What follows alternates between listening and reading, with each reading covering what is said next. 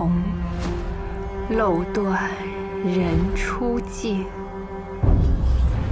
谁见幽人独往来？缥缈孤鸿影。惊起却回头，有恨无人省。拣尽寒枝不肯栖，寂寞沙洲冷。晓色云开，春随人意。骤雨才过还晴。古台芳谢，飞燕簇红缨。午困于前自落。秋千外，绿水桥平。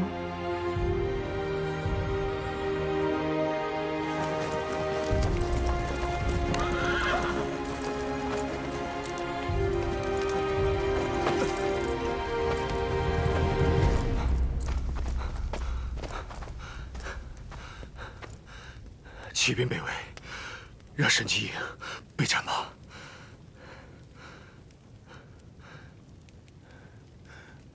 神机营不动，也没有援助。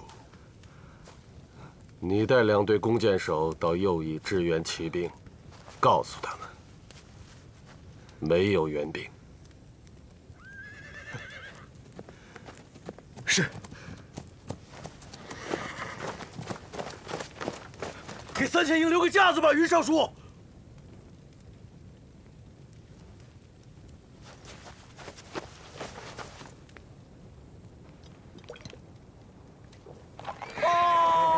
报！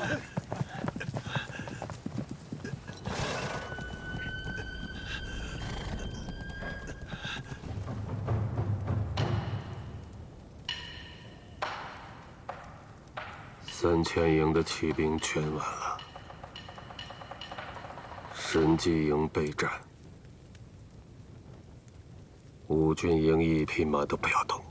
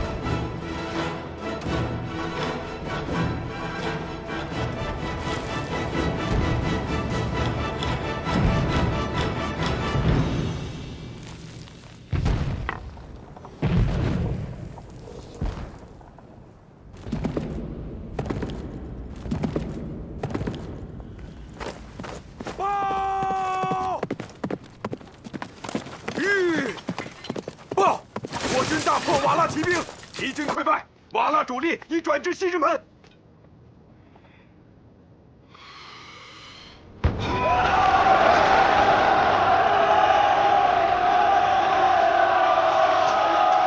写上报，把阵法收起来，我们去西直门。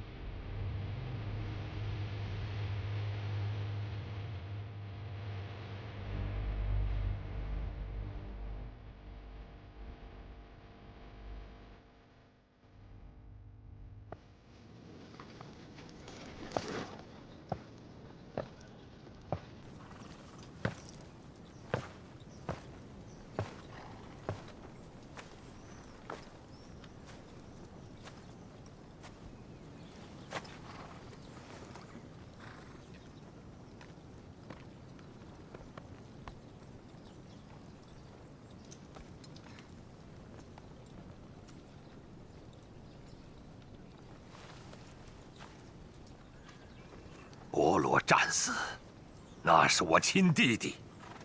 他带的那1万骑兵，是我的精锐。我带着他们灭兀良哈，平女真，统一草原，无人可挡。就连我的祖父马哈木，也不能比拟。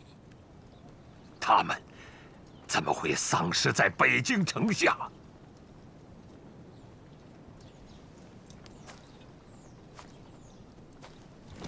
醒醒，要打仗了！醒醒，醒醒，要打仗了！醒醒！我不会输的，我更不会输在这里。传令，所有骑兵同时发动总攻。是。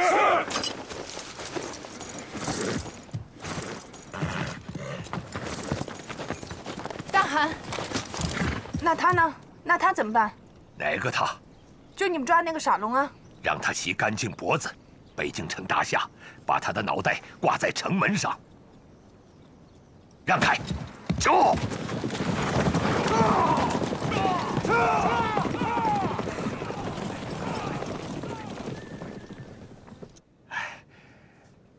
哎，来，勾一下，勾一下，勾一下，勾一下。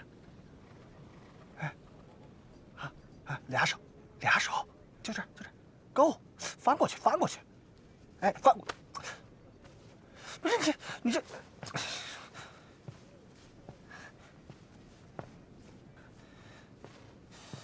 这不，哎，去。哎，傻龙，我陪你玩这个。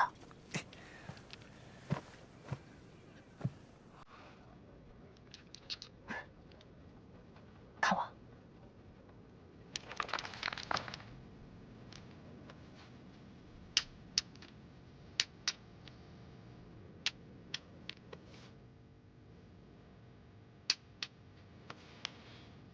会了吗？不对，你傻呀！我再教你一遍。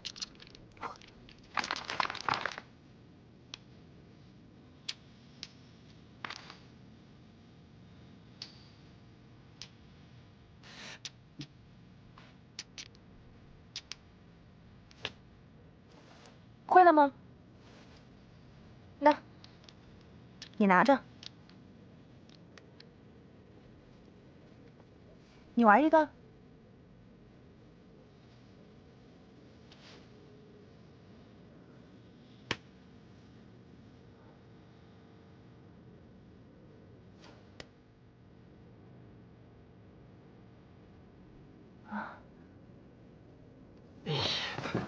给我刷先生，刷！安定门主将反攻，谁让他们反攻的？他带的哪支部队？刷！冲锋的，是我侄子石彪。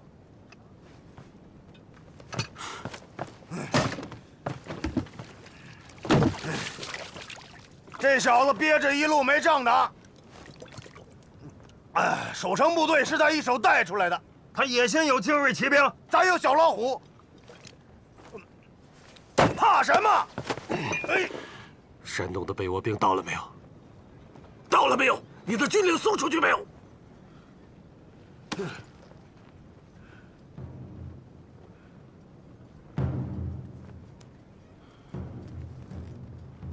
？20万北倭军，离此地不到60里。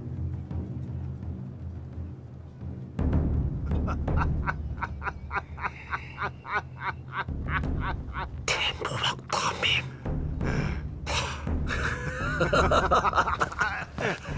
来，他们在什么位置？一路军在昌平，正向瓦剌骑兵右后运动；一路军在海上，天津卫上岸，从杨村入廊坊，切断瓦剌通往直隶的道路。安徽、江苏粮道上能出50万兵，10日内必到。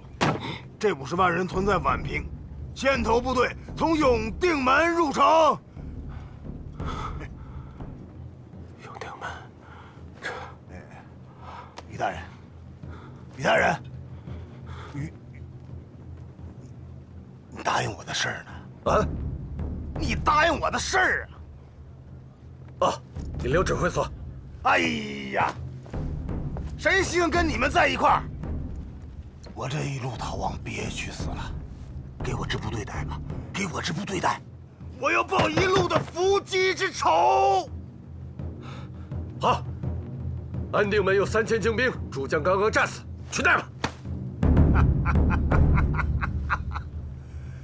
总算赶上了，收我的吧。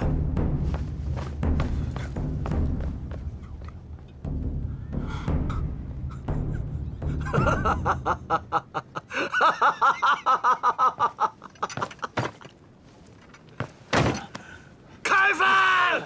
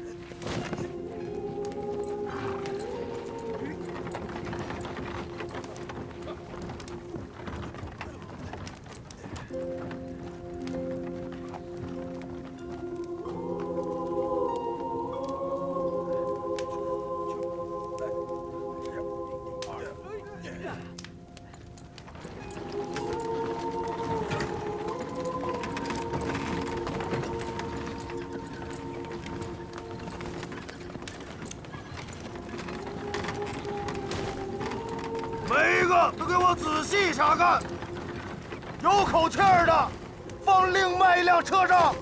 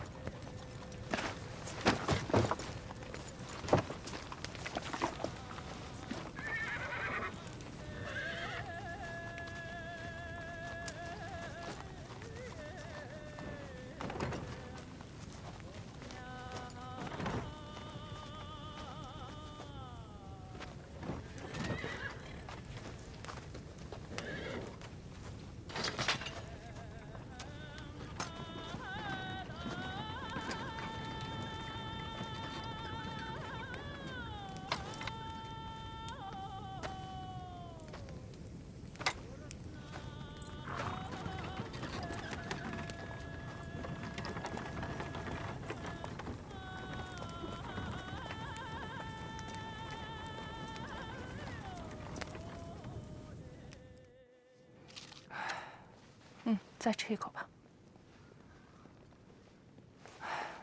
我们又败了，伯乐叔叔死了，好几个叔叔都重伤不治。大家都在说，娘们是个大魔鬼，杀了我们这么多人。大汗说把你给杀了。可是你这傻子，杀了有什么用呢？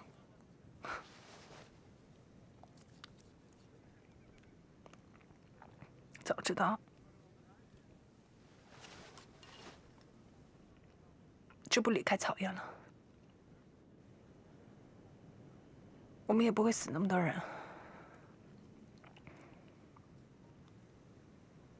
不应该出来。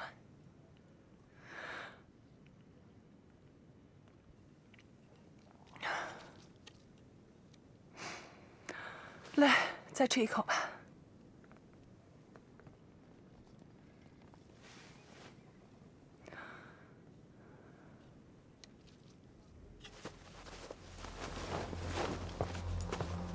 这饭都还没吃完呢，你们怎么就进来了？走走，听不懂我说话？你个死奴才，是不是你？不是，哎，肯定是你！打死你！不是，打死你！哎。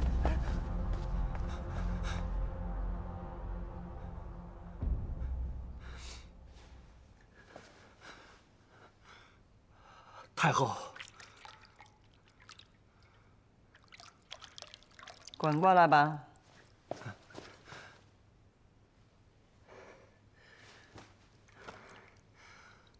太后在洗漱，不敢侵犯。哼，听说你在战场杀敌勇敢，于大人每次都在军报里记了你的功劳，我听着都高兴。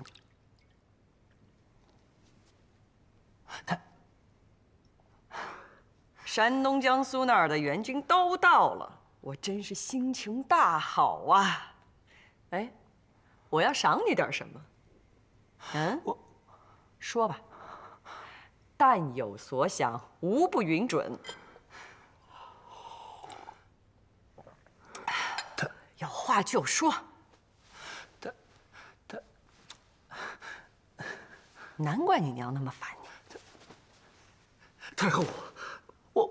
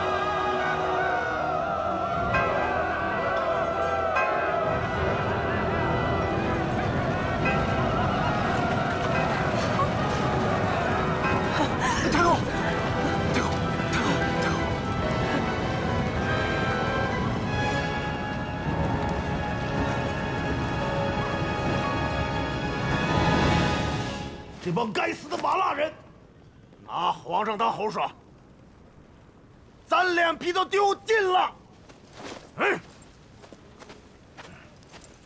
叔叔，你说这皇上怎么不自杀呢？你疯了！你这话让别人听见，揍咱爷们儿一本，咱九族可全没了。你多大功劳，敢说这话？干嘛呢？替爷备战呢！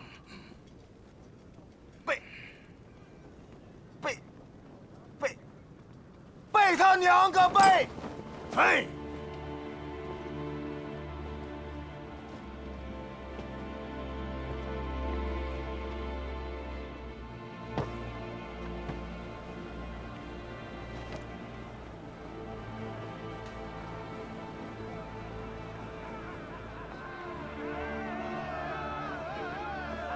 那个完了吗？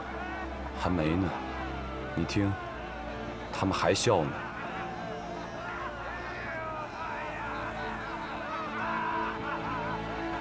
大家说，这个仗有点没意思。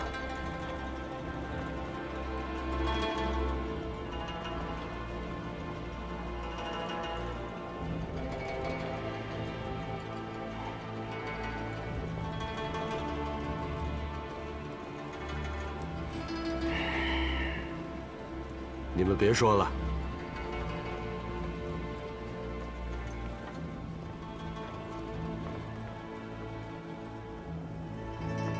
你们先回各营吧，安抚一下大家的情绪。没接到军令，绝不可擅自出战。我进城去面圣。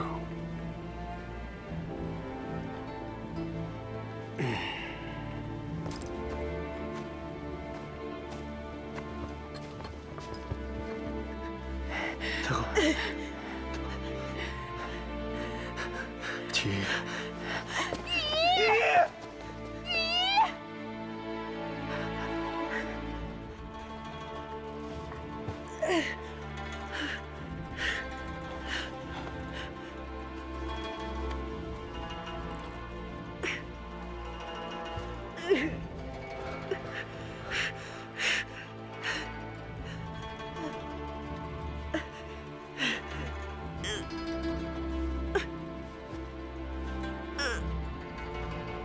去点根蜡烛来。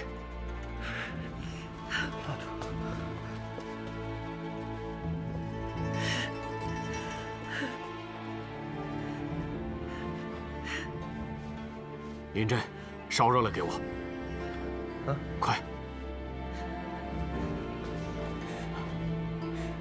太后。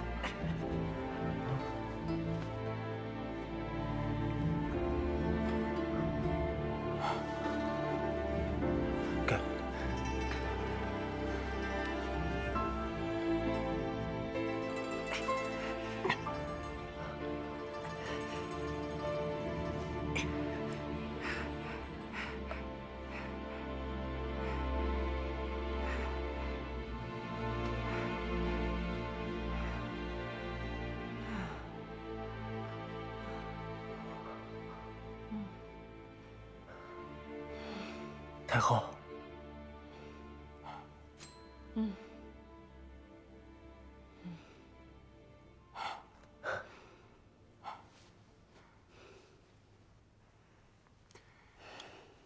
把这药瓶拿去，烧一大杯开水，碾碎了冲开。好。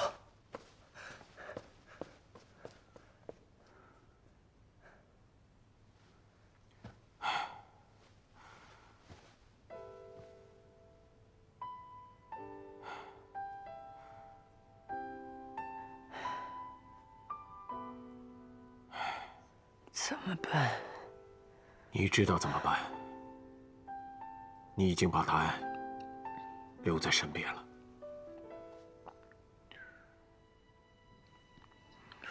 为什么会这样？这一切不是真的，不是真的，那就是个梦。凡所有相，皆是虚妄。 你不要管它是真的还是在做梦，你都要把它当成实实在在的存在。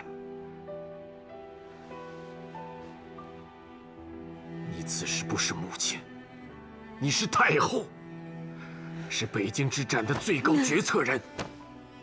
江北100万汉人，大明的国运都在你的一念之间。你要把自己的感情抽离出来。 该怎么做事还怎么做事，该怎么做人还怎么做人，当如是也。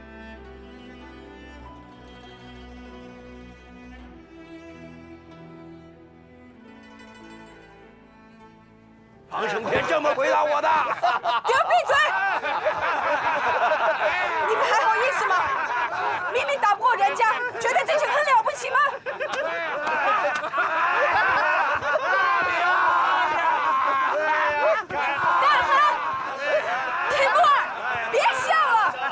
不笑了啊！不笑了啊！不笑了啊！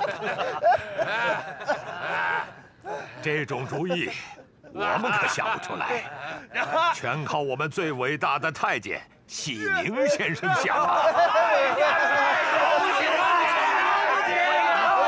以后有事儿还找我，都是小事儿，都是小事儿啊！打死你！站住！哎呀，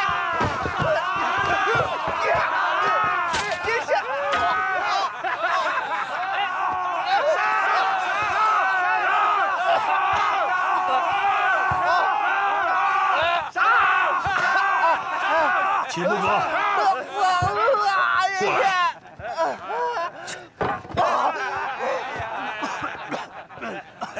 这位伟大的太监怎么样啊？啊！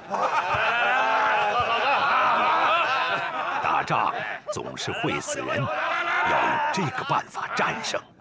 是不是英雄都不重要，你不可杀他。只有汉人对付得了汉人。喝酒。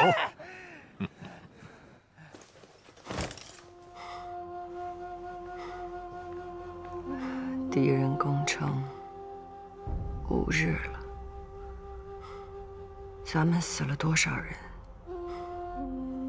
战死17000人，城中临时招募的5000人，也伤亡大半。死了这么多人，如若攻城第1天就攻进来，把我给杀了，我就不会那么难受了。我是真的不知道该怎么办了，还不如死了，让人这么笑话。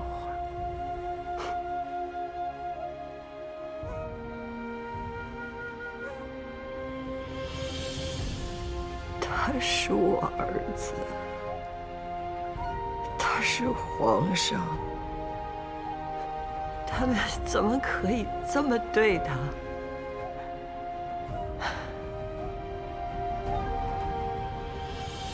让我将来怎么跟他爹交代？你们把我杀了算了。太后，你错了。太后。如果皇上是神，天下就不应该有战争，有灾荒。如果皇帝什么都精通，什么都明了，他就不需要有百官，不需要有6部。刘家的汉朝，李家的唐朝，赵家的宋朝，这些都不是一家一姓得了天下，就自命天子了吗？他们真的是天子吗？还不是一样，亡了国家，苦了百姓，子孙蒙尘染垢，任人欺辱吗？现在，他只不过是个姓朱的倒霉蛋，是个又糊涂又愚蠢自大的小孩子。于谦，你狂妄！这话我在京郊的时候就想明白了。兵部尚书于谦和姚公于谦，就差的是一件红袍。皇上和那个小孩子，就差的是一件黄袍而已。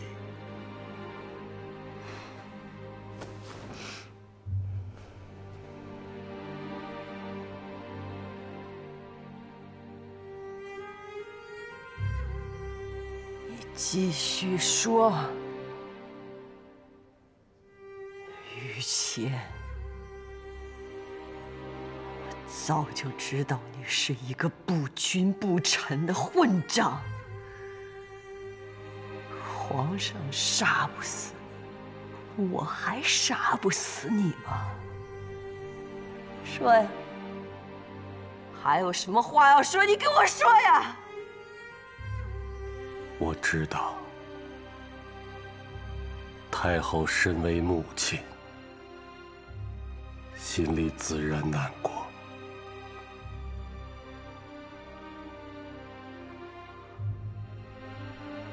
可死的那些人，那些被祸害、全家死干净的那些人呢？他们没有父母兄弟吗？他们没有母亲苦儿子，妻子苦丈夫吗？我们为什么要打这一仗？我们为什么要保护大明血战之死？为了城外那个不争气的皇上苦。做母亲的可以，做太后的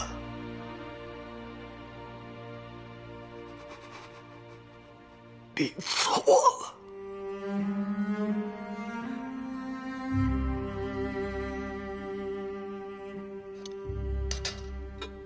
你如果这样想，现在就杀了我。我是在替一群蠢人拼命。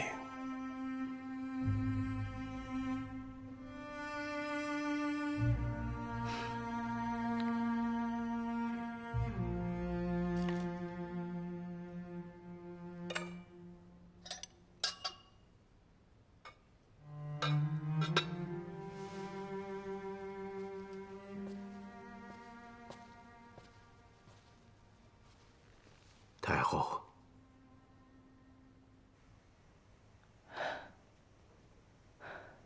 说得好。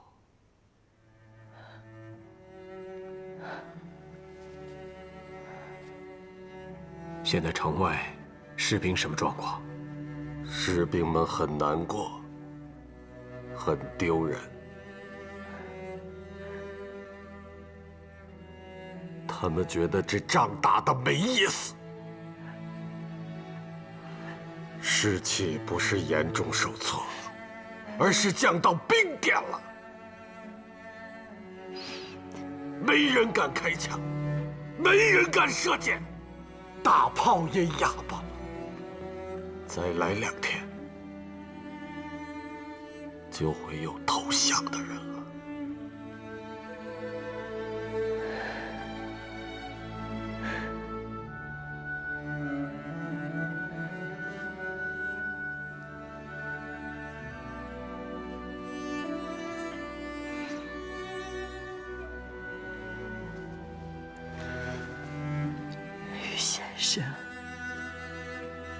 我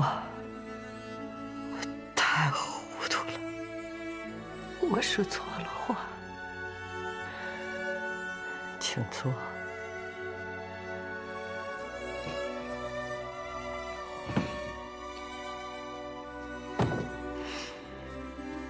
请烧我一拜。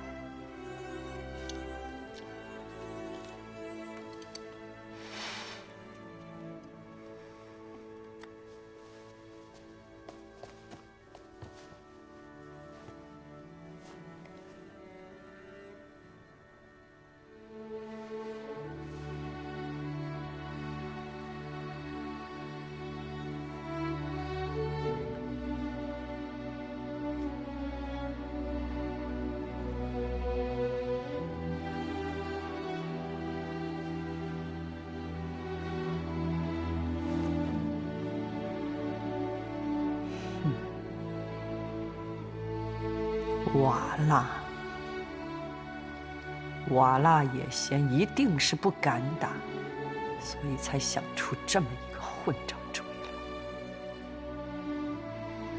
来。于先生，你先出去，在宫外候旨。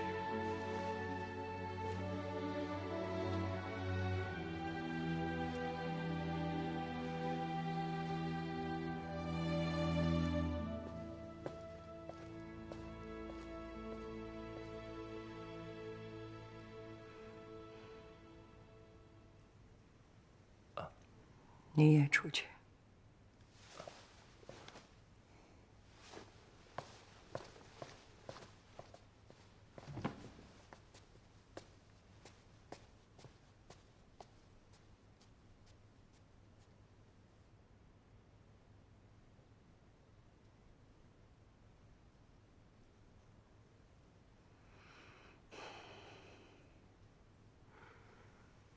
你为什么不早些来，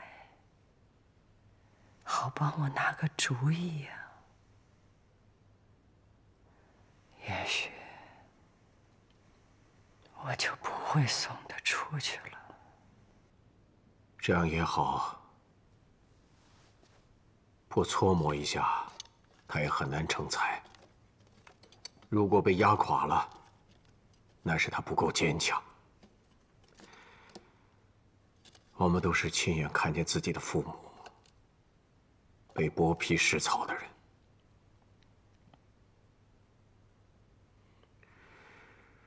那时候，我们也是孩子。说的也对。我这么做，将来的人不会怪我吧？也许会，也许不会。于谦刚才说的对，如果我们汉人把自己的土地都变成了牧场，把书都烧了，你才是千古罪人。做娘的跟做太后不一样。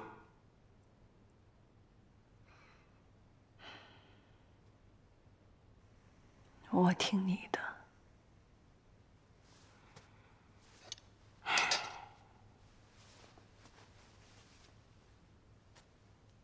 马上做，今天就做。宠信阉术，正道不行。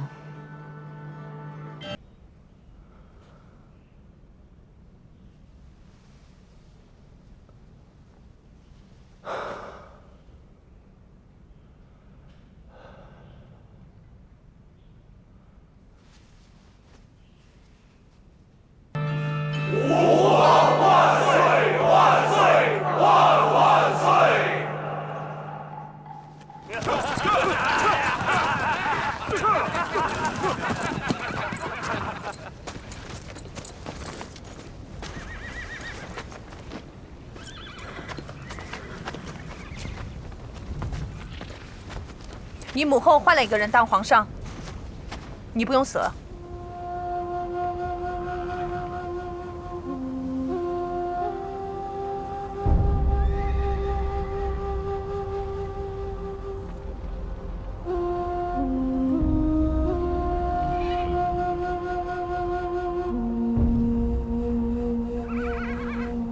你说什么？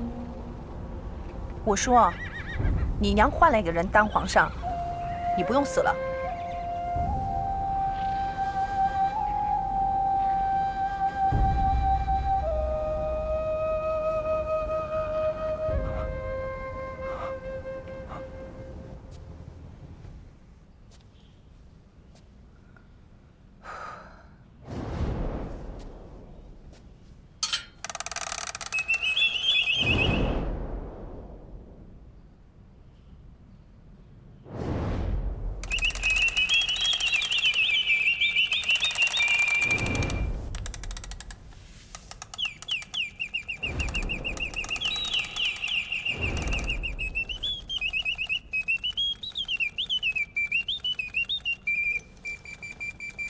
你知道这个屋子过去住的是谁吗？那是当年大明宰相胡惟庸之后，上仪局6宫女眷之首胡尚仪的房间。我自小蒙他收养，他每天对我非打即骂。可是当他死了以后，我才知道，这个世上只有他一个人真心对我好，就连自己的儿子都跑去跟了别人。他一定不是去跟了别人，他是杀敌立功去了。闭嘴！我自己的儿子去干什么，我不知道吗？要你说。是。你为什么总是学不会，总要和我顶嘴啊？我都说了不打你了，可能是这屋子闹的。有时候我总觉得他没有死，他就坐在那儿。小时候，我觉得这个屋子挺大的，从一进门就开始哆嗦。他手里拿个戒尺，说：“你都做错了什么？”我就开始搜肠刮肚的给自己编罪过。我知道他心里有气，能骂我几句。这一天他踏实了，我也踏实了。你要是有我一半懂事就好了。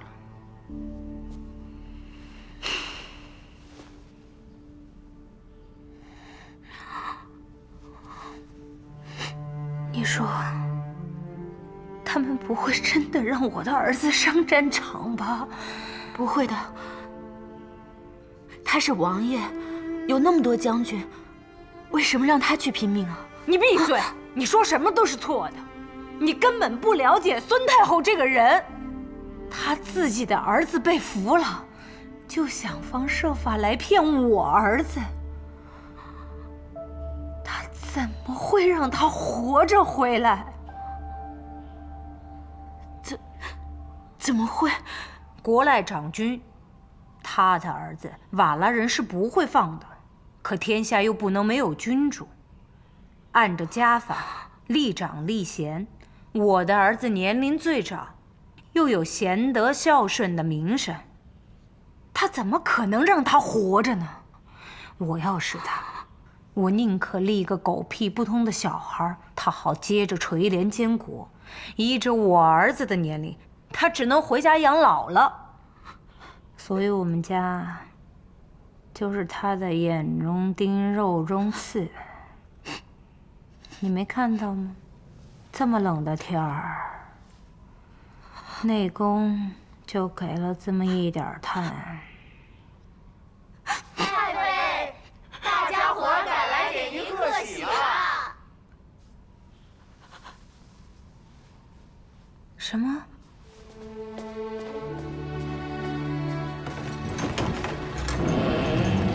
太妃，成王登基了！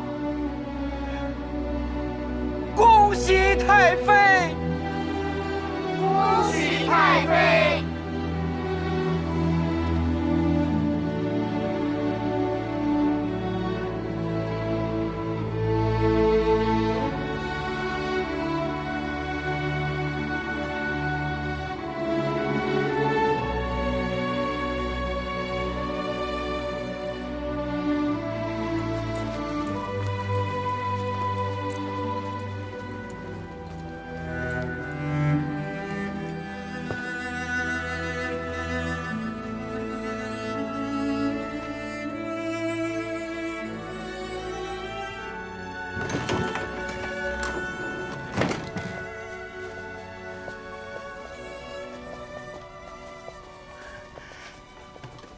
太妃，京城来信了，是皇上的。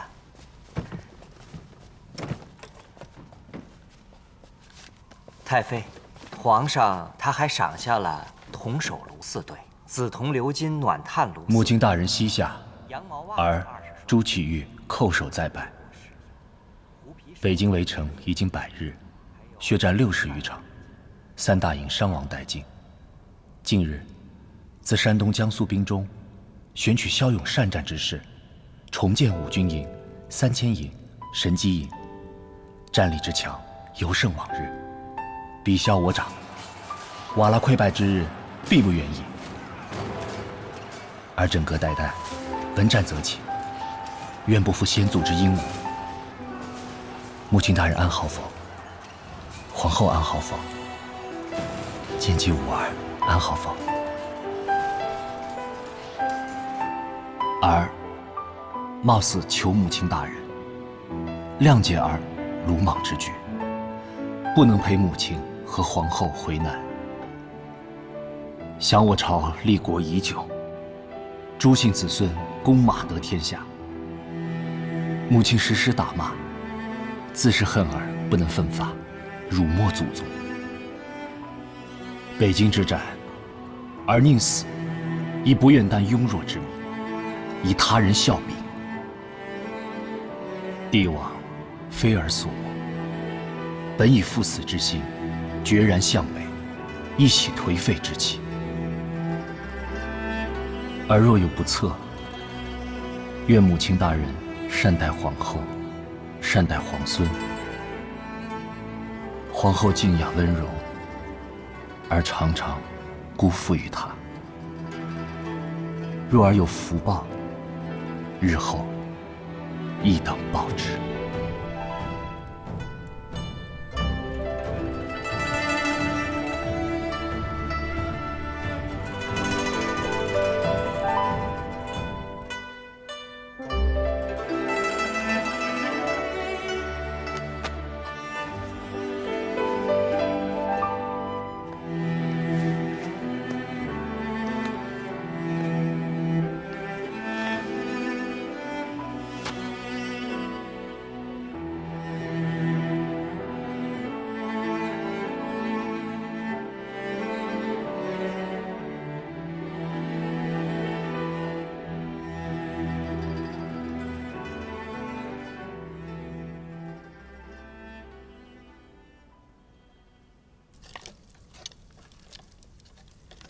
你回去就说：“谢谢皇上，东西我收到了，我不怪他，他比他娘聪明。”是，太妃。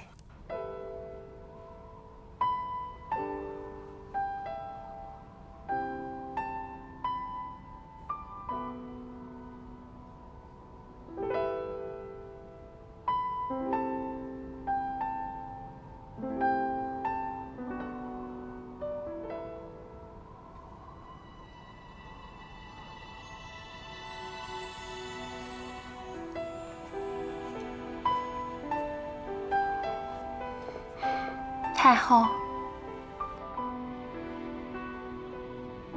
太后，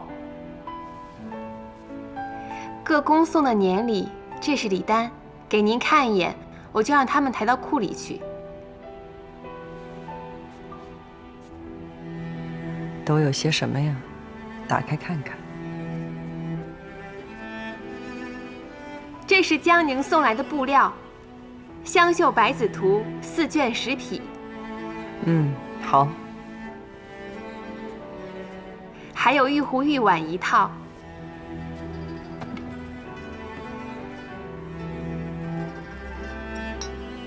这是关宁侯进献的裘皮。还有浙江送来的西洋人的千里镜。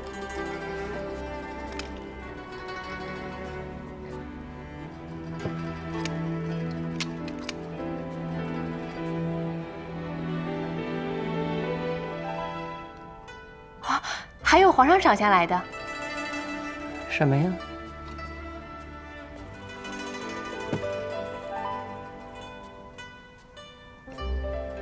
进献太后的玉如意，愿太后福寿康宁。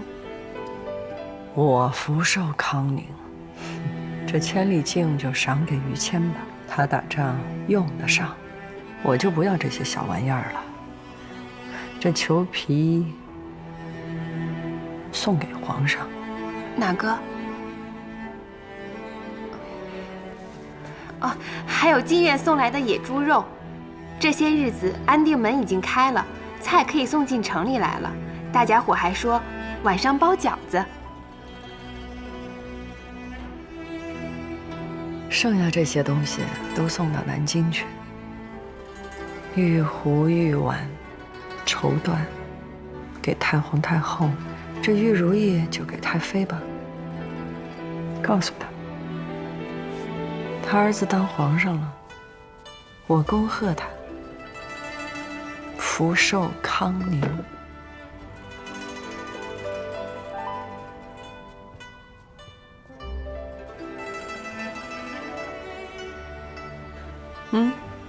以皇上的名义送。是。大过年的，让我一说这些，闹得心情都不好了。哎，咱们有野猪肉吧？是啊，留着，晚上包饺子吃。好啊。哦，对了，我们还准备了好多鞭炮。真的？好啊，都搭到院子里来啊！哎，谁也不许给，都自己玩。知道了。去吧，谁也不许给啊！知道了。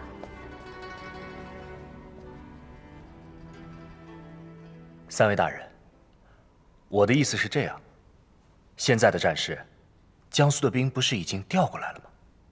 咱们是不是可以反攻了？我想直接下旨。调令各部，争取过年前把瓦剌打回去。请皇上三思。咱们现在只能守不能攻，咱们的刀剑流石还有火铳，哪个都不长眼睛。现在太上皇还在瓦剌手上，将士们放不开手，不敢攻啊。有什么不敢的？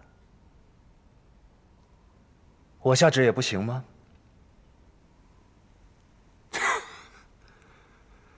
宗旨会议旨，皇太后已经授权给了于谦儿。我们也确实不在一线，上战场还没皇上您多呢。这事儿啊，您还是问问于谦儿吧。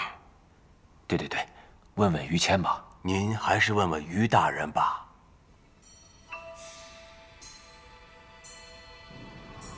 奉天承运皇帝诏曰：兵部尚书于谦忠勇体国，苟利国家，不避抚越，赏加太子少保衔，钦此。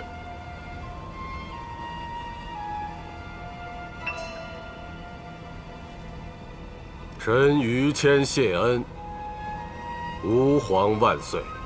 哈，于大人，快请起。于大人，这新皇帝对您可是恩重如山呐。现如今这北京城，可是没有人不说您的好话。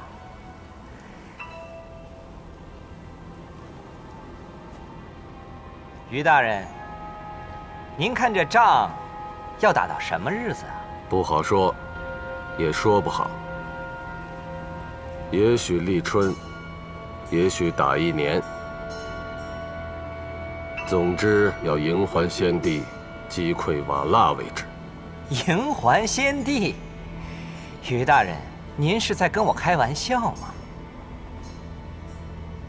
怎么了？于大人，您想想，城外面那位是怎么对您的？您再摸着胸口想想，新皇上又是怎么对您的？人心可都是肉长的呀。你的意思我不懂。皇上有旨，让皇上下旨，拿手令来。是不是有了皇上的手令，您就可以出兵进攻了？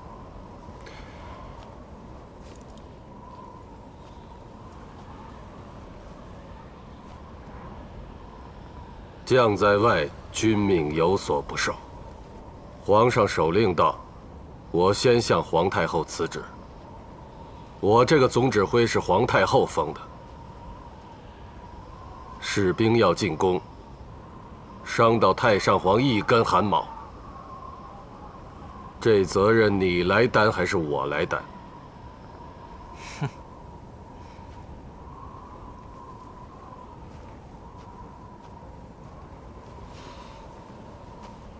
把大炮归位。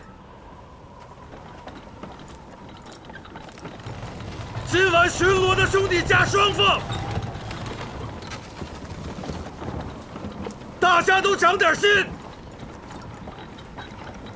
我看到不了立春，叶先，你就该给我滚蛋了！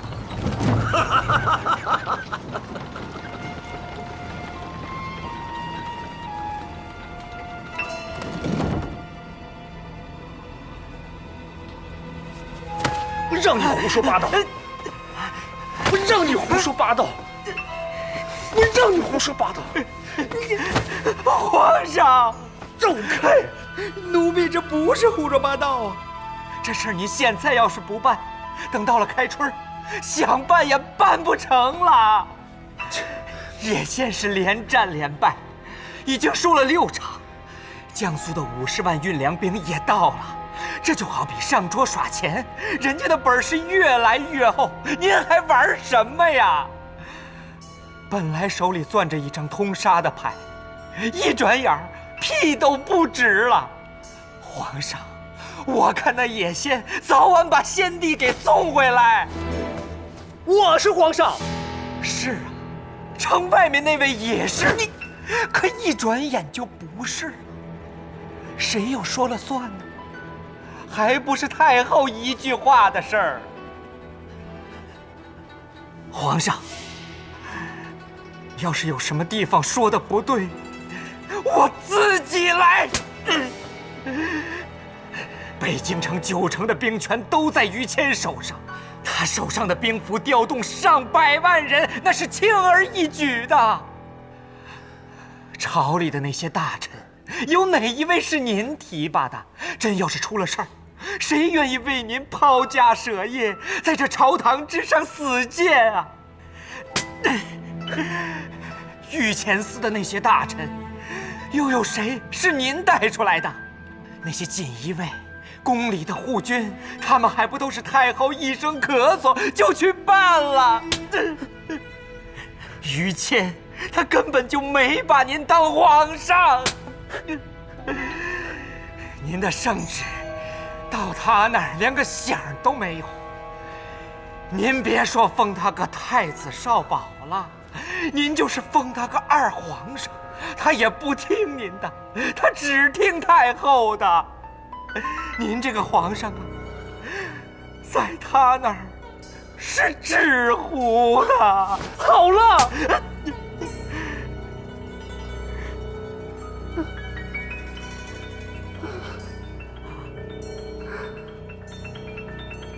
我就说我不当皇上吧，太后非要让我来监国。太后说了，国家有难，非我不可。顾老太太把我蹬下来，那不是玩我吗？皇上啊，奴婢有句话不知道当讲不当讲。您跟那太后能有多亲呢？她能和您一条心吗？皇上，您真以为这皇上谁都能当啊？当几天还能回去当王爷？错了，一旦动了手，他就回不来了。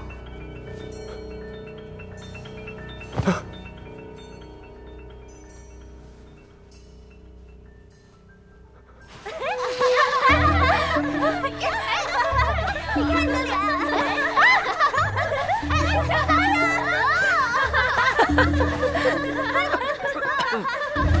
别闹了，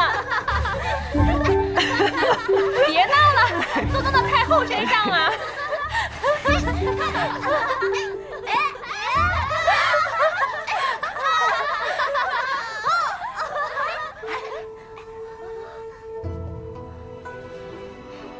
皇上怎么来了？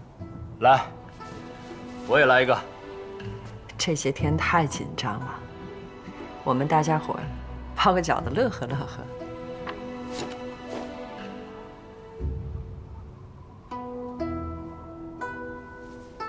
你包饺子是跟谁学的呀？哼，我娘呗。我小的时候啊，我娘老怕人下毒害我，她逼着我给她做饭。后来我就学会了，我菜也烧得不错。待会儿给太后进个菜。皇上炒的菜，我还真是没吃过。要不就等把你娘从南京接回来，你给她炒，喊我过来吃就成。好。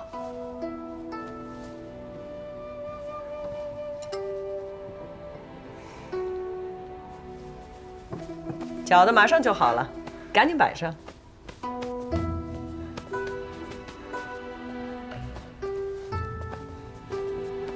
来，这饺子呀都包多了，哪吃得完呀？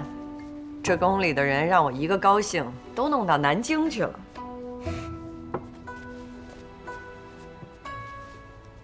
是没人烦我，可是太冷清了。现在只好委屈皇上陪我过年了。太后大智大勇，敌军围城，太后把所有人送到南京去，自己亲自率军抵抗。我看就是须眉男儿，也不过如此。我哪是一个人？不是还有皇帝您的吗？还有于谦，带着那几十万守城将士，还有北京城的老百姓啊。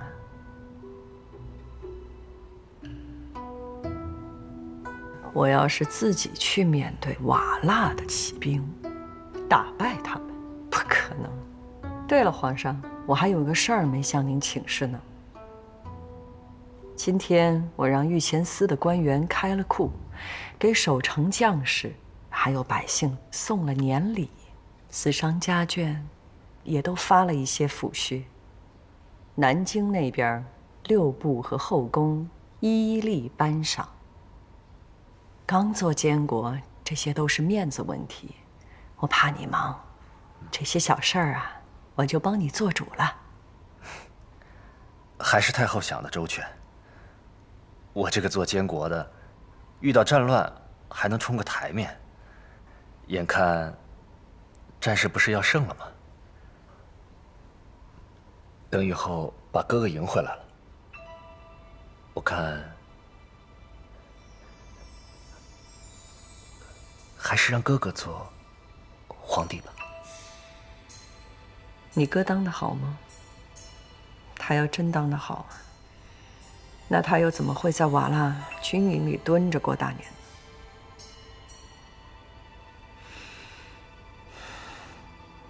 好了，以后就不要再当着我的面说这种话了。是。不要胡思乱想。战乱监国，你是天下的公主，大为已定。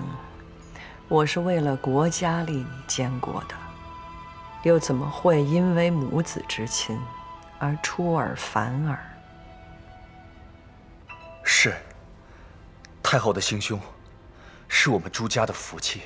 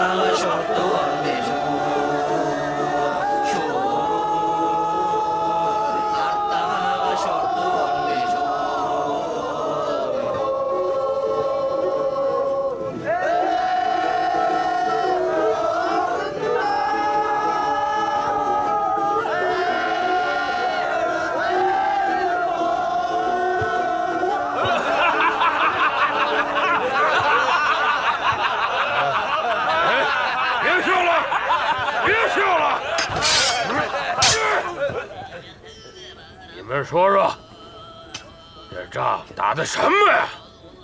一群羊把狼顶出来，死伤那么多，我们是不是再熬下去啊？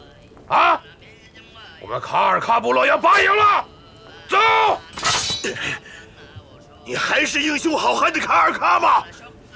出尔反尔，我们歃血为盟，要共享富贵的。仗打不好就走，对得起战死的兄弟吗？啊！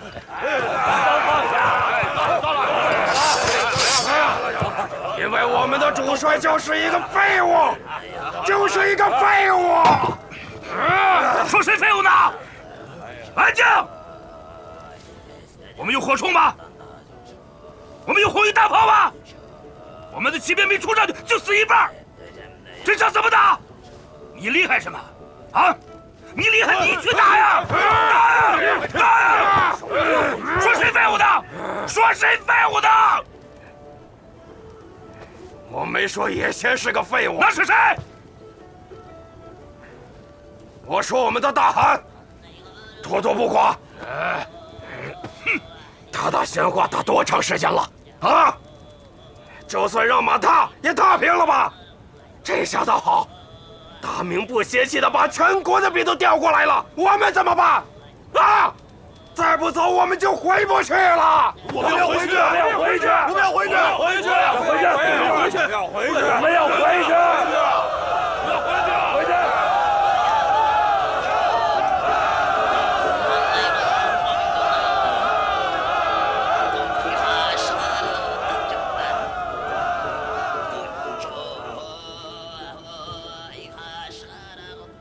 大明皇上废了，倒也高兴了。你们看，皇帝的位置没了，他还这么高兴，还天天过来找我们喝酒。我真觉得他是个人物，你们不是？看看，一帮怂货。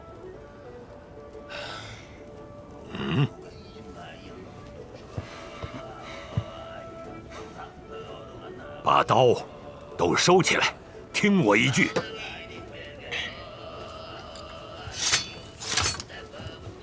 大明火气犀利，远胜往日，这是我们没有想到的。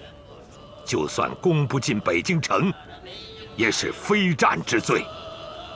血肉之躯，怎么和这些钢珠弹药对抗？可这也不是说我们没有机会。宣化、大同、晋阳这些地方没有火铳，大炮也只有1、2门。妥妥不花大汗久经战阵，不会是废物。现在这种焦灼，双方都在考虑什么时候停，请大家多坚持一下。只要妥妥不花大汗攻破宣化、大同的屏障，大明一定会把主要军队调过去。北京城下的压力一轻，我们再攻怎样？妥妥不花大汗要是攻不进来呢？总得有个时间吧。这场雪化了之前，如果我们没有收到大汗战胜的消息，我们就撤回去。是。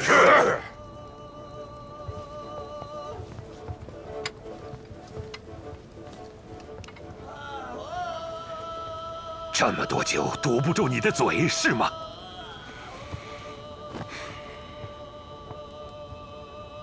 行了，大哥，他们确实也太过分了。还有，我就是跟那个皇上喝了几次酒，我觉得他人挺好的，挺可爱的。他算什么狗屁皇上，一个自暴自弃的废物。我看这场仗要打下去，还得着落在他身上。他身上？我觉得不用了。他连皇上都不是了，怎么去呀？大哥，我跟你说，他顶多就是一个混吃混喝的废物。没办法，这个人没用了，真的没什么用了。不需要活的，还不需要死的吗？他们想撤，这场仗不能撤。我花了这么多年，把一盘散沙一样的部族汇聚成联军，还要再花多少年再来一回？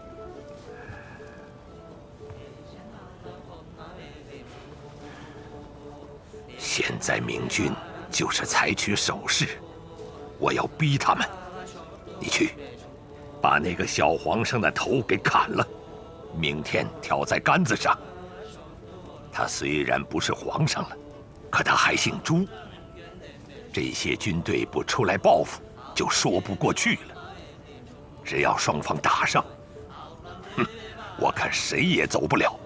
去吧，大哥，你确定让我去？不是你是谁？好，去就去。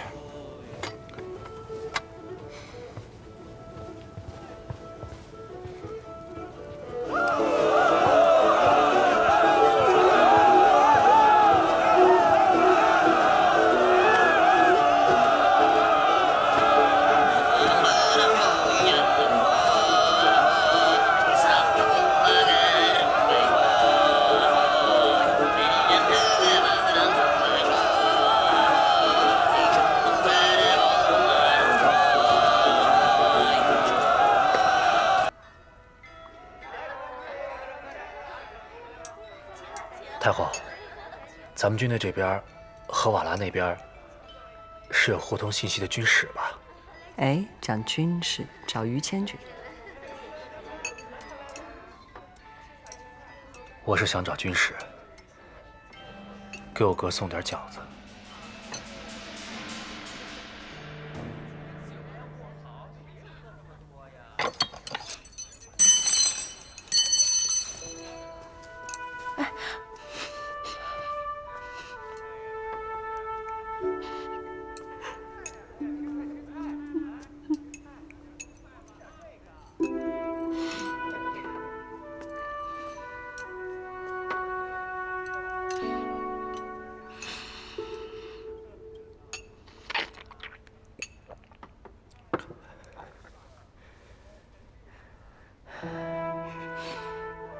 下面的大臣已经开始踢折子了，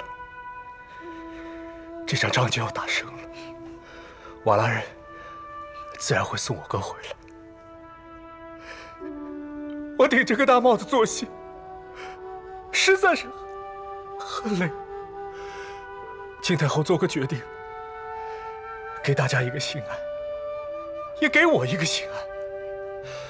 等我哥回来了，我是接这座城王也好，还是做普通的百姓，愿太后给我和我娘一条生路。兄弟，过去你是大明天子的时候，咱把脑袋磕烂了也不敢抬头看你一眼。现如今你落难了，皇上的位置也丢了，我想着放你走，可我哥他不同意。你知道吗？这一辈子我最听我哥的话。我这么说，你明白吗？我大哥说，明天你的人头必须出现在营门上，懂吗？你让我怎么办？你让我怎么办？啊！你个疯子！哎，你干嘛？你就真不把朝廷的礼仪放在眼里是吗？你就真不把我的话当真是吗？你是觉得我立你为帝，就是想拿你打一个幌子，戴个帽子，穿上龙袍，演戏给瓦剌也先看是吗？哪儿来这么大的胆子？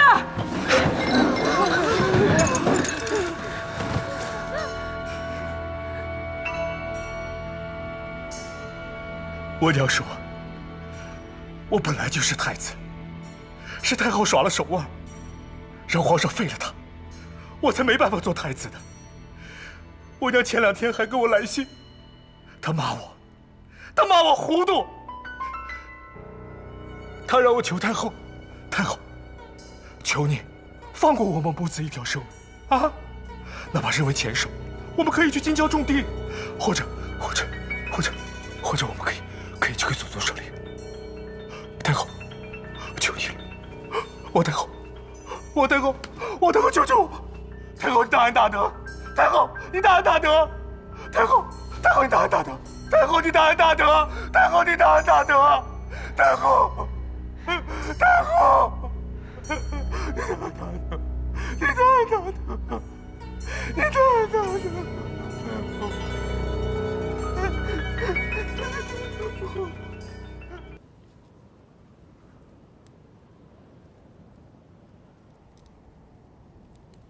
你们打算怎么处理？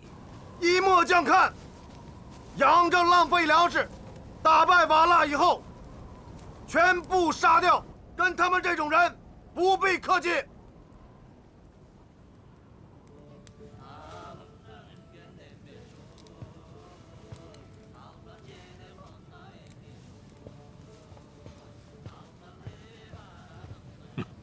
怎么能搞成这个样子？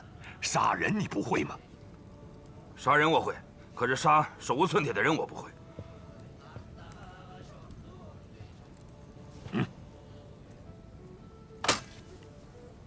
你是大将，不是在草原上逞英雄的傻小子。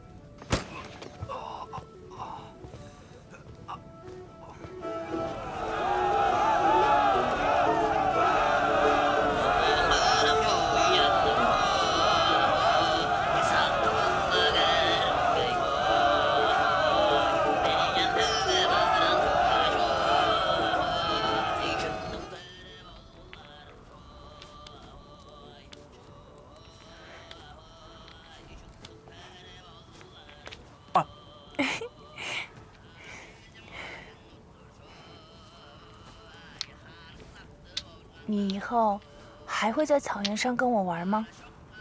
会啊。那你会带我一起去北京城吗？我说的是只有你和我。好啊。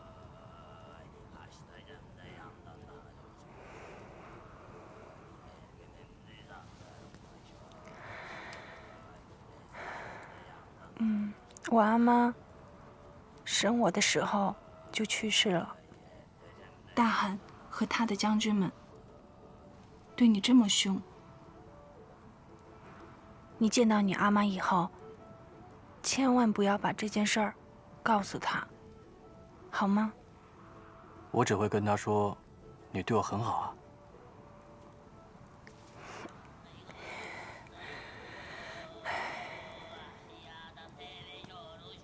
你阿妈是一个什么样的人啊？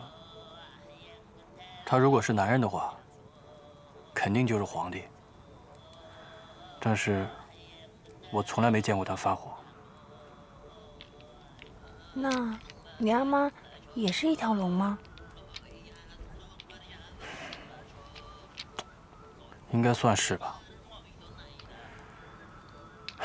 有时候，说真的，不想回去。叶心不放我，也挺好的。回去不知道怎么面对他。我在外面闯了祸。你说的我都有点害怕了。你阿妈是不是一个很凶的人？这个我也不清楚。不过以前有一天他骂我，我很生气，就把自己最爱的一条小狗给打死了。我跟他说：“你看，都怪你。”结果他哭着把那个小狗给埋了，哭得比打我的时候还伤心。那你说，你阿妈会不会不喜欢我？不会的，我会跟他说，你就是我的小狗，我会好好对你的。好，那我以后就当你的小狗，我们天上地下，再也不分开。好，学得这么像。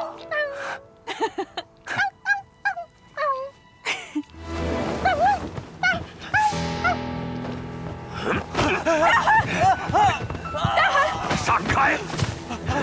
大海，闪开！大海，他是我的。你。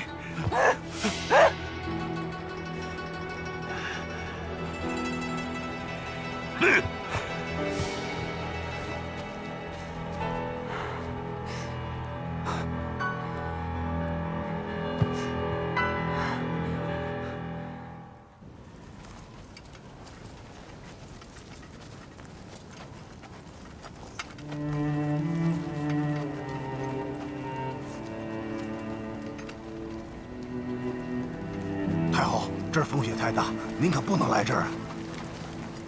我不能来吗？是，太后圣命。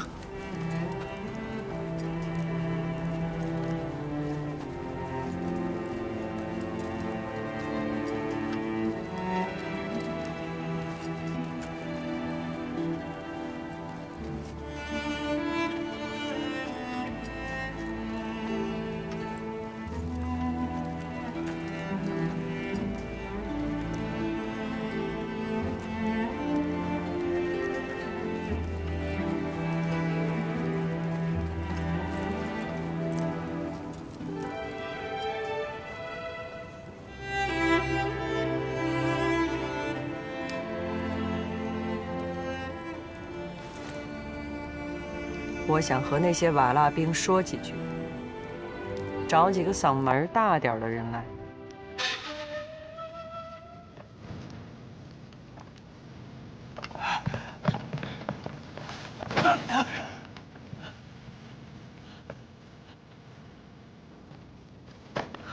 大海，不要杀他！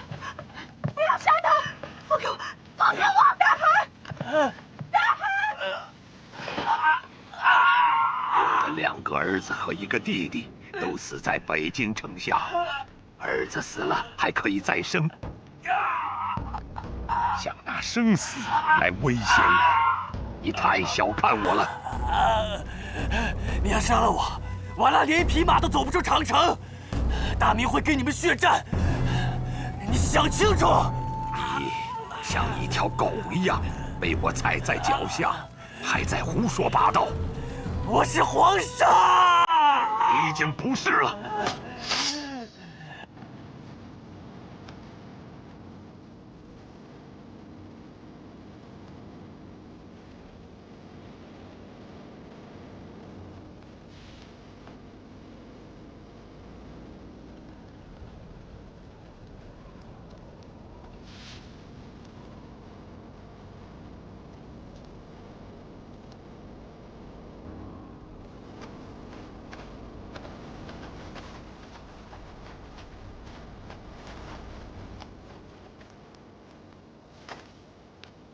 启禀太后，这些瓦剌人会讲汉话，您只管说，他们会告诉这些瓦剌人。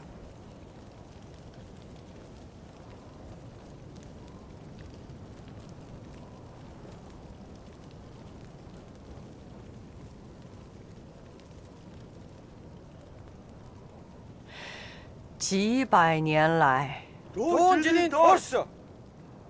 中原人受尽了你们的蒙辱和欺凌。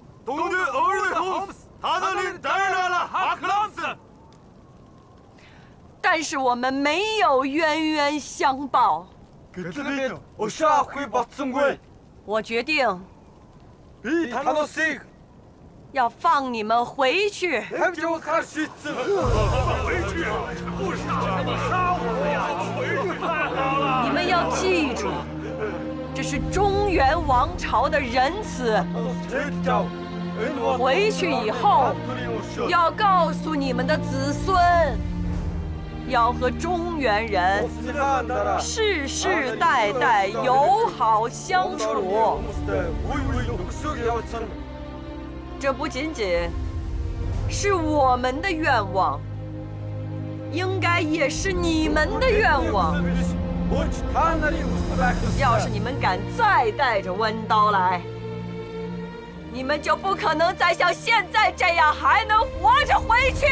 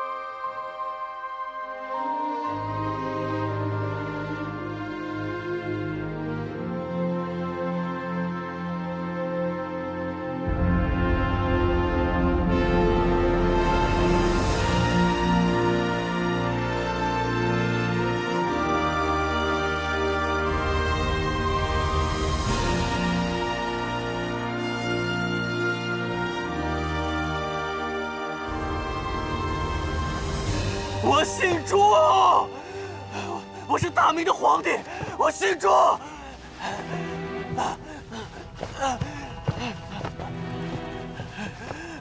只要我在这里一天，他们就不敢贸然进攻。打得赢就打，打不赢就走。你不是这里的主帅吗？这些瓦剌的兵是白白来送死的吗？你不为他们着想吗？这个道理你会说，你自己呢？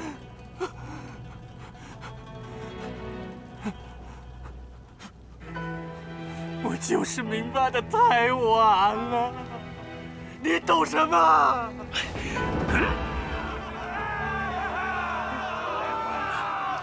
我言，我言，外面怎么了？大明太后把所有士兵都放回来了。放回来了？对，一个不剩，都放回来了。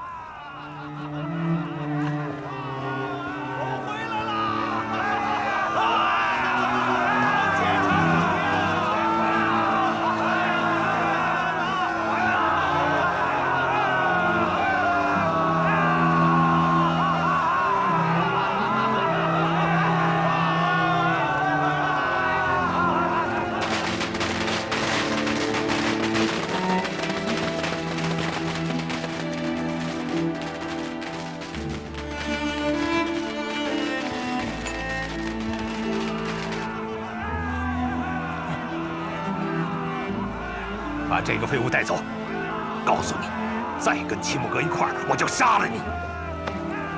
快走啊，走，走了。太后，换一盘热的。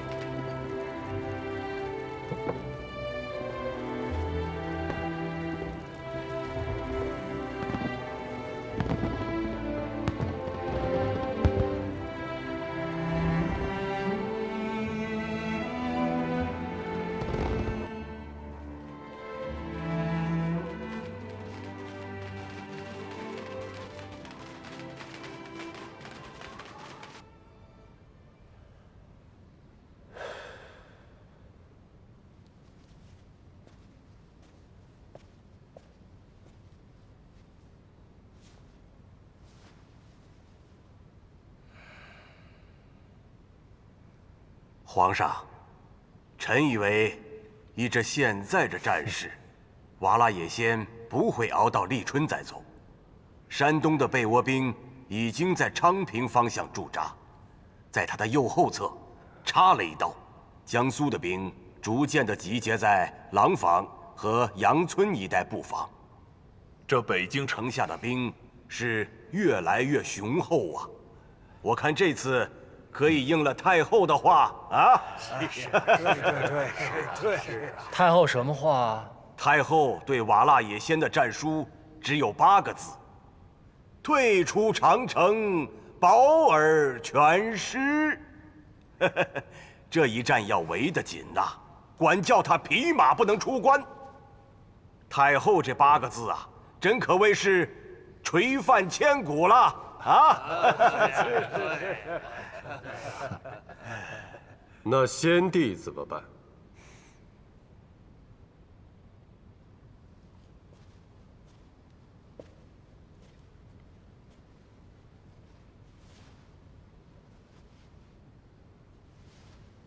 把瓦剌60万大军全吞下，我看我们也没有那么大胃口。先帝在他们手里，万一逼急了，杀害先帝，诸位何以向太后交代？那依你说，该怎么办？皇上，臣的意思是，派使者和他们谈一谈，只要放人，可以赏给他们一些丝绸金银，让他们退出长城便是。这一战也伤了瓦剌的元气，短时间内他们想反扑是没有任何可能的。迎还先帝，这个当然很重要。我看那瓦剌人狡猾，还是派个使者去吧。一面派使者去，一面做好备战。军队里不是有军使吗？派一个去便是。皇上，谈判的事儿，我认为还是交给礼部，让他们派一大员为好。两军阵前派一个军中小兵，瓦剌野先不会重视。我们现在谈的是应该迎接先帝回来的事儿，那件事儿还是交给礼部去做吧。不可，那瓦剌野先狡猾，派一个军使去就行了。万一把我们大臣给扣了，该怎么办呢？于谦，督促京师各营加紧进攻，别停下来。城墙上的炮已经几天都没响，摆什么？皇上，当初和太后商议的，定的战略就是只守不攻。两军阵前刀枪无眼，万一有个闪失，可就无法挽回了。你不打，他能投降吗？他能把先帝送给你？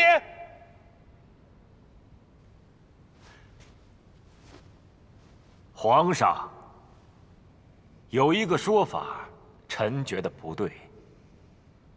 那请指教指教吧。指教不敢当。迎还先帝，这先帝二字从何而来啊？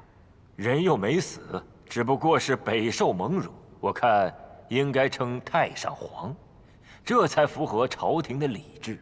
陛下天位已定，太上皇还不会再管天下的事情了。陛下只要重奉之，以安慰太后的慈母之心，那才是古今的盛世啊！陛下，请安心。安心？朕安的什么心？你说这个话，你又安的什么心？你们是不是觉得啊，我不想把我哥接回？我告诉你们，大魏非我所欲也，那是天帝、祖宗、太后，还有你们这些文武百官逼着我干的。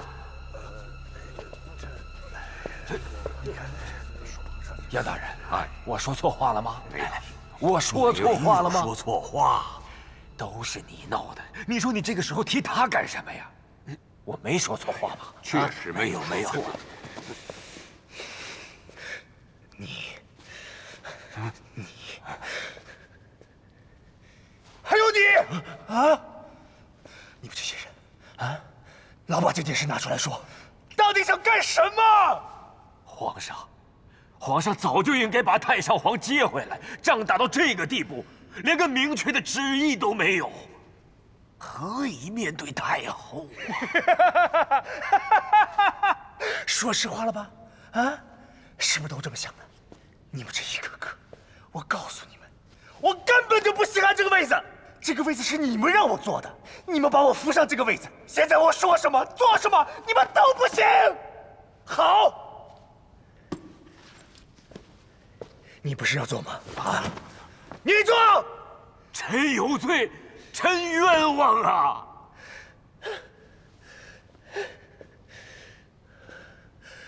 瓦剌人刚刚不公了，你们就开始挑拨我和太后的关系，天底下的事全都会在你们手里。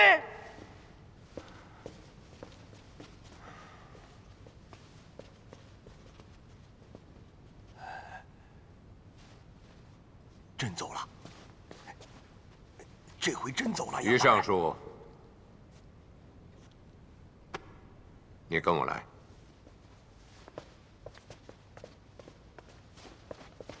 于谦，你到底想干什么？我想干什么，你不知道吗？是啊，我看不懂。太上皇口口声声说要杀你，太后要让你活着，是我送你去烧石灰窑。眼下保卫战立了大功，这场仗一打完，已经是第一权臣了。你干嘛要嚷嚷着接太上皇回来？他回来，还能有你的活路吗？您觉得不能把太上皇接回来？哼！你读书把脑袋读锈了吧？现在大家怕的就是太后。其实谁当皇上不一样啊？你要是不跟着喊几声接太上皇回来的话，太后会不高兴。可你别使劲喊呐！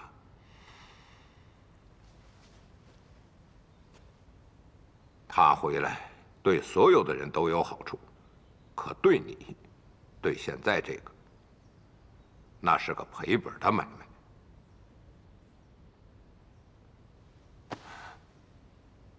杨大人，杨阁老，您是元老重臣，说话要慎重。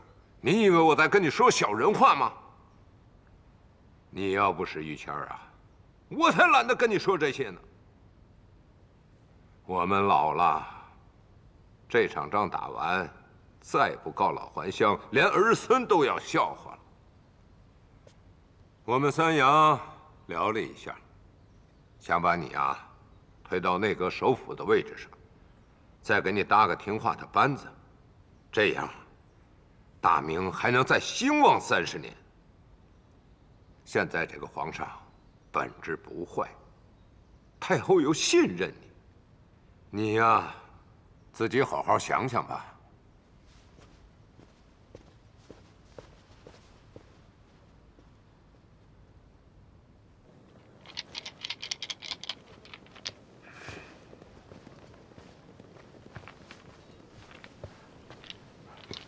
野仙大人，我奉旨意，请野仙大人退出长城，恭送太上皇回来。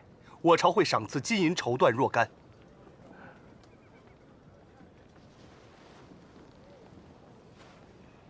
为什么要赏赐？赏赐我们攻打北京吗？不用赏赐，等着把城打下来，我们自己去库里拿。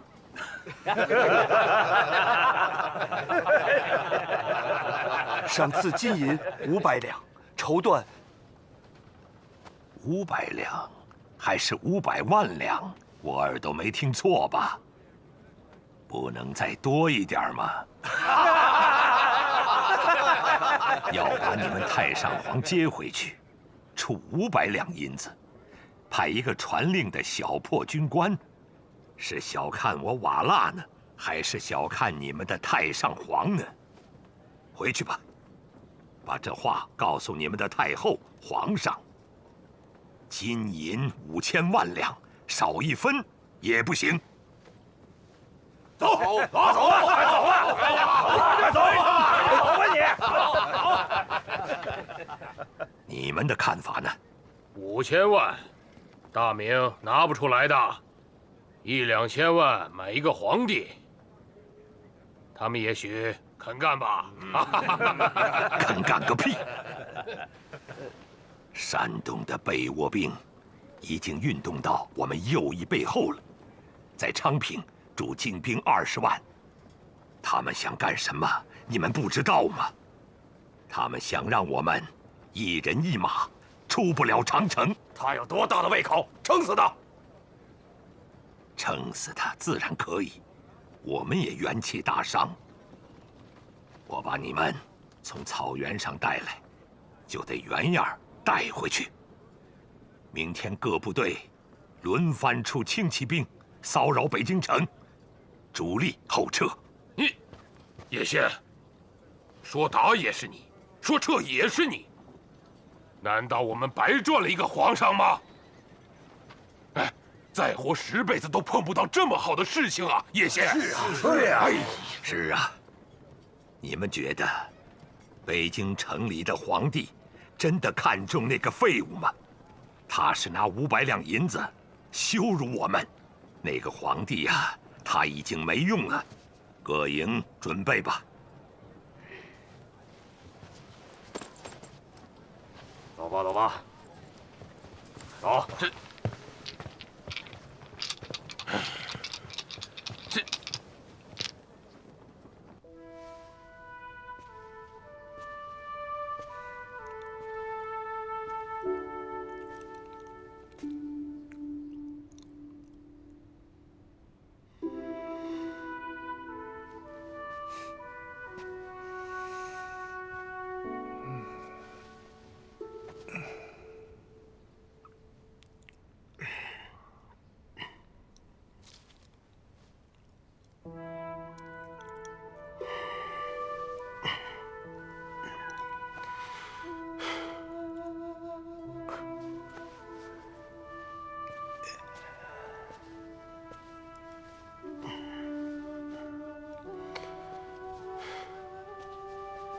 于少保，于大人。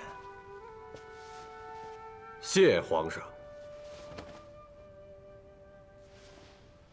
我听人说，你过去烧过一段时间石灰窑啊。是有这回事。当时我得罪了太上皇，太后要保我性命。哦，那窑好烧吗？不好烧，常常眼泪给熏出来，好几天看不清东西。你们都是怎么烧石灰的呀？我们就是把那大青石烧红了，再往上倒醋，最后用铁签子把酥了的青石捣成碎渣，那就是石灰了。那你觉得烧石灰好，还是做太子少保好？皇上的意思，臣不明白。哼，这场战事僵持到什么时候是个头啊？啊，不打，瓦剌人不会退的；打，又要顾及太上皇，那瓦剌人成天在北京城外面杵着，也不是个事儿啊。瓦剌兵粮草有限。通州的粮食我们搬空了，京郊他们抢不到什么。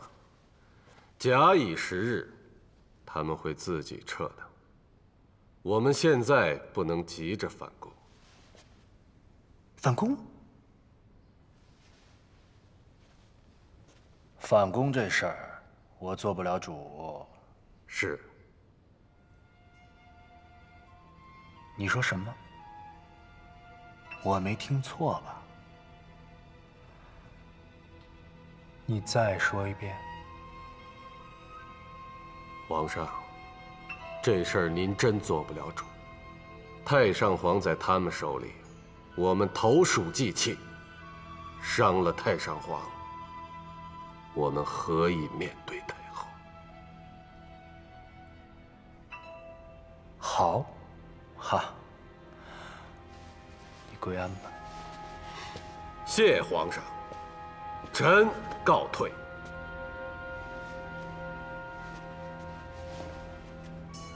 于谦，我听说你长了个刀眼。是。什么是刀眼？臣生来眼神往天上看，人家说是兄长。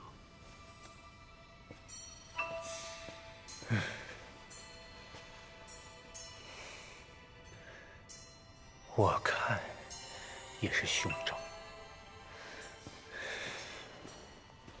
山东被倭兵已经到了这个位置，他们的后续部队可是连炮都运来了。运了多少？60多门呢，刚从沿海炮台上卸的，还有几千枚炮弹。好，让他们把炮布在山上，我们给野先送行。是。圣旨到。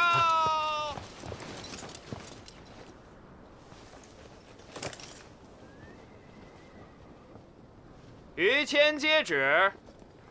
臣于谦，请圣公安。朕安。皇上口谕：瓦剌贼子图谋已久矣，城下将士以古于勇，聚而歼之。于少保，皇上是这么说的，皇上让我告诉你，皇上在宫里面竖着耳朵听炮响呢，不响可是不忠。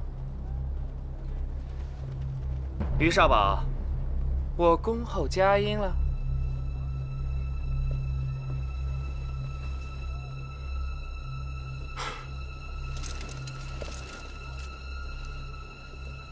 让城上开炮吧。等等，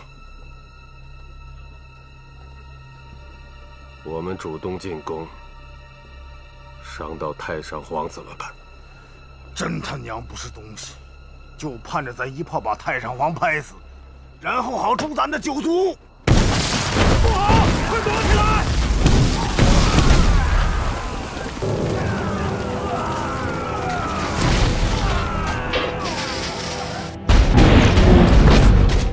谁呀？这是！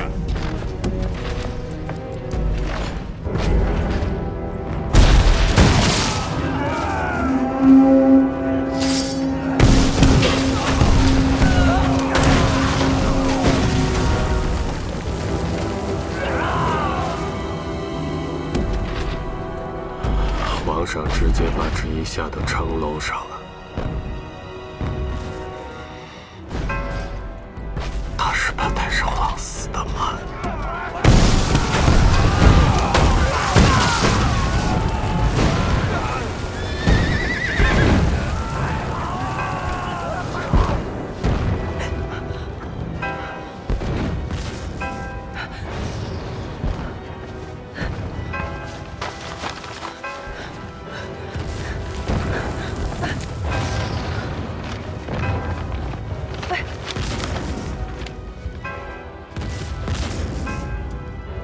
攻城了吗？皇上下旨，京城各营反攻。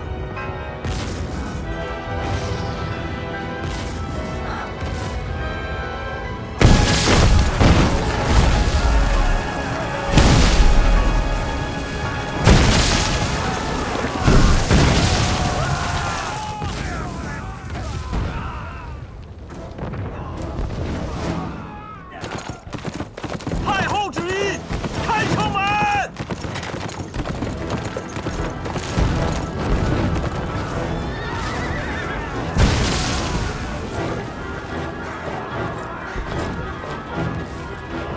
大哥，骑兵对骑兵，我们怕什么？让士兵们冲出去打不就行了吗？是，冲出去，冲出去，拼了，杀了他们！拼了，向后方移动50里扎营。为什么？大哥，大哥，大哥！就让我带着兄弟们去吧，带我们去吧，杀了他们，杀了他们！看看那小子炸死没有，把他拴在马上跟着我，哪儿都不许去。于少保，于少保，皇太后有旨。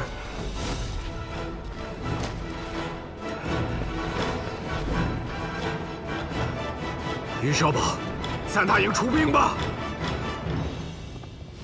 你们是想逼死太上皇吗？我奉皇太后的懿旨，你不出兵，城上的炮是停不下来的。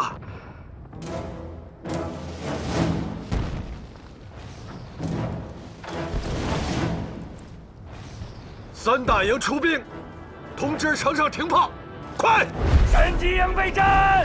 神机营备战！3000营备战！3000营备战！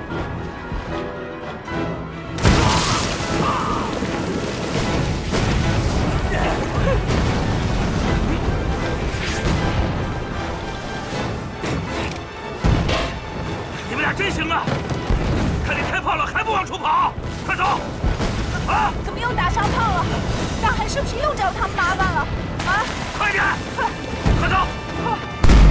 给我停！都给我停！都给我停！出兵了！出兵了！都给我停！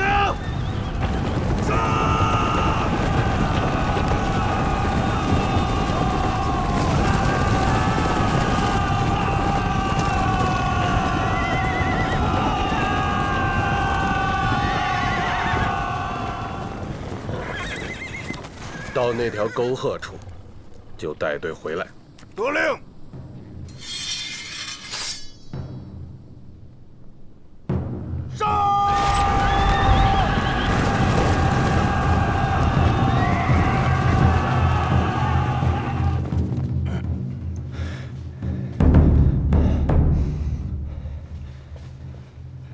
皇上，皇上，去，快，怎么样了？恭喜皇上，贺喜皇上，瓦剌退兵了。我是问你太后那边怎么样了？太后不用看，我自己来了。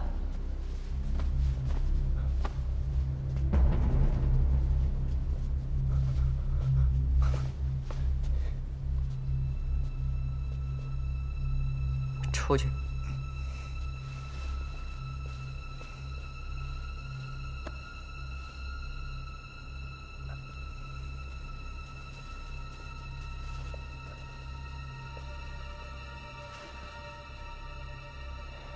太后，